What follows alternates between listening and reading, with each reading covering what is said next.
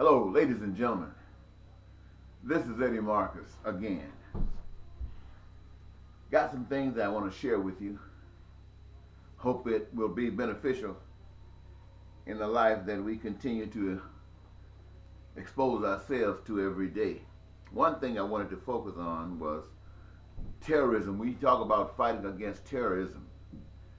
And I wonder if you really deserve to be free of these things that threaten you.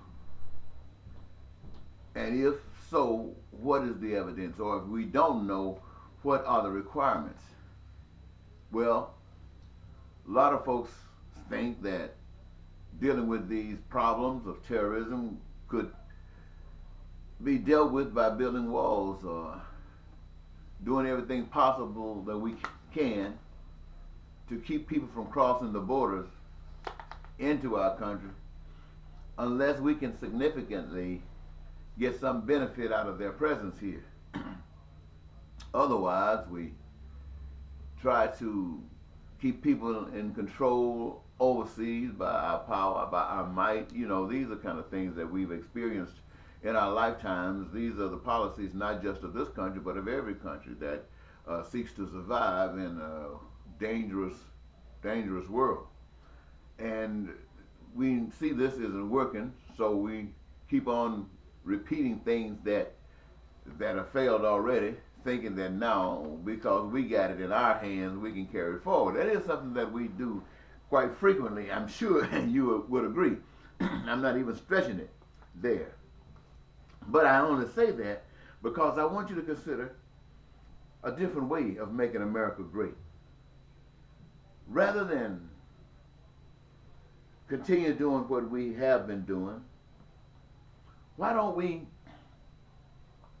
make America really beautiful by satisfying the people of this great nation, by giving all of our attention and our focus about the possibilities and what action is required to cause the dreams of American citizens, people who are living here in this country, to come true, to take away the poverty, to eliminate the crime and the violence, and to build our country up. See our cities change, because now we have recognized, just by coming this far, that in order for us to get here, we had to come together. We had to start doing something that we had never done before. We had started to caring about one another.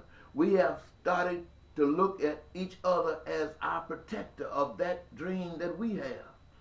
And so we make sure that we don't do anything to cause any obstruction to their efforts to help us. And in so doing, we are doing the same protective efforts to them.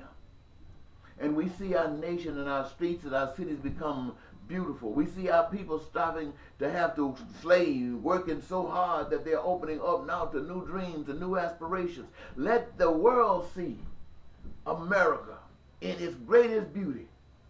And that's how you fight terrorism.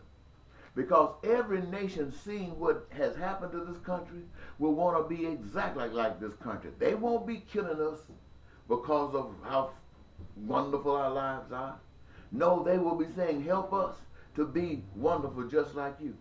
And hey, it will be open, it will be transparent for the world to see. No secrets. And our hope and aspiration is that as we grow, as we learn, that the world about us learn. And the world become a big beacon to God's creation. Why don't we think about things like that? I mean, it seems like it's just as simple to think about stuff like that. And in so doing, we have dealt with terrorism. Would not have fired a single shot. But in order for that to happen, ladies and gentlemen, it means that we have to come together. Sure, you only got one little small problem that you're concerned about. You have one little small problem. And each of us got one little small problem, and our problems are different one from the other. And yet, in order for us to succeed, we got to respect every little narrow one of these concerns, pull them together, and come out with force. Now, what are we trying to do?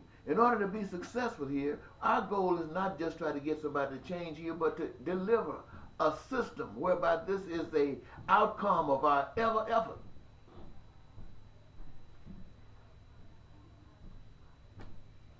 We have to remove those stickers that divide us.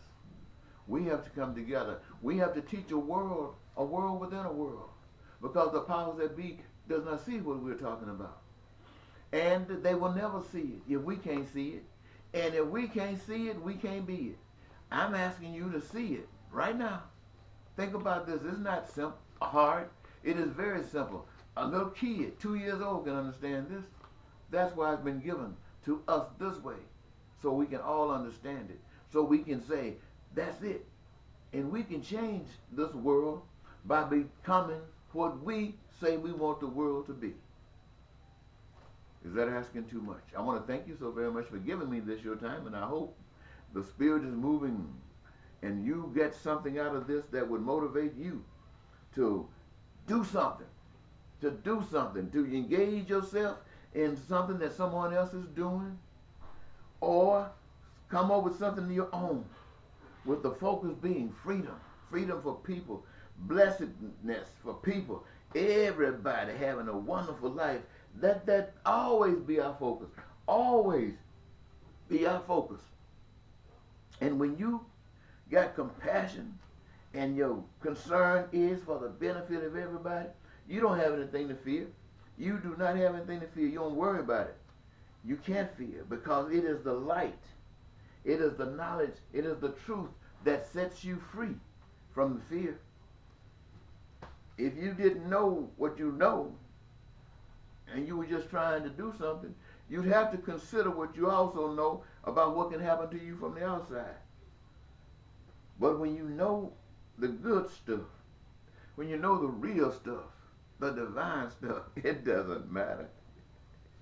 Because you know, remember the story for those of you who believe it, Meshach, and Abednego. Always keep that in your mind, of the brothers that shined. And you are shining. Thank you. Bye-bye.